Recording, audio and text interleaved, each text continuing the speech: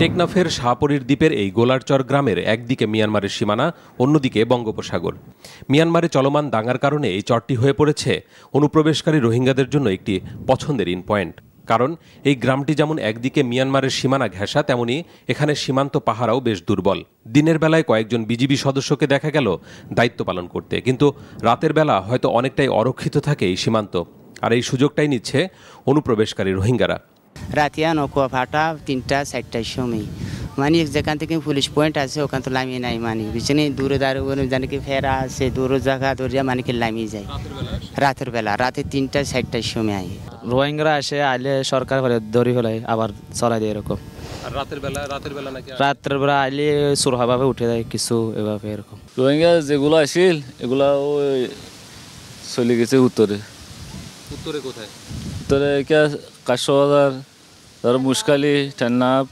শাহপরীর দ্বীপের গোলারচরে রোহিঙ্গাদের অবস্থান নতুন কিছু নয় বলে জানালো গ্রামবাসী। মিয়ানমার সীমানার খুব কাছাকাছি হওয়ায় এই গ্রামে অনেক আগে থেকেই রোহিঙ্গারা যাওয়া আসা করে অবৈধ সীমান্ত বাণিজ্য। আর এই রোহিঙ্গাদের অনেকেই গ্রামবাসীর আত্মীয় স্বজনও। ফলে মিয়ানমারে চলমান দাঙ্গার কারণে গ্রামবাসীদের অনেকেই অনুপ্রবেশকারী রোহিঙ্গাদের ঠাঁই দিয়ে লুকিয়ে রেখেছে। যা আমার মতন আমি কি এখানে আসি, কিন্তু আমার চাচা দাদা ওখানে বর্মাই। যারা গভীর রাতে আসে ওখানে ওগুলা ধরতে পারলে রাখতে, আর না হলে তুই সব উঠাই ফেলে চরে আইতে মনে হয় এই ২০০-৫০০ জন হবে।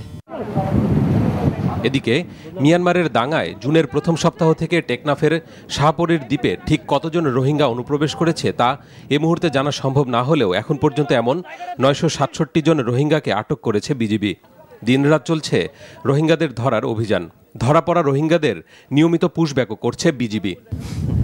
সীমানার ওপার থেকে আসা রোহিঙ্গাদের অনুপ্রবেশই এখানকার অধিবাসীদের মাথা ব্যথার মূল কারণ নয়। ওই পারে চলা দাঙ্গার কারণে এখানকার জেলেরা যেতে পারছে না সাগরে স্বাভাবিকভাবে মাছ ধরতে। তাদের সবারই প্রত্যাশা দ্রুত এই পরিস্থিতি স্বাভাবিক হয়ে আসুক, স্বাভাবিক হোক তাদের জীবন জীবিকা। ওজাইর ইবনে ওমর, এনটিভি নিউজ, শাহপরীর দ্বীপ, টেকনাফ, কক্সবাজার।